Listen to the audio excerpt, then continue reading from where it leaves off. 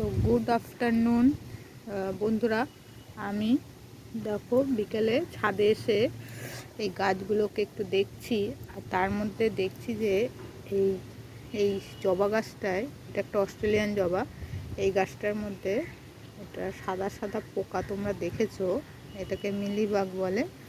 জানি না তোমাদের গাছেও এরকম হয় কি না, কাদের কাদের গাছে এরকম সাদা সাদা পোকা হয় সেটা কমেন্ট করে আমাকে জানাবে। এর সলিউশন আছে, আমি তাহলে তোমাদের নেক্সট ভিডিওতে এটা আমি বলে দেবো, ঠিক আছে?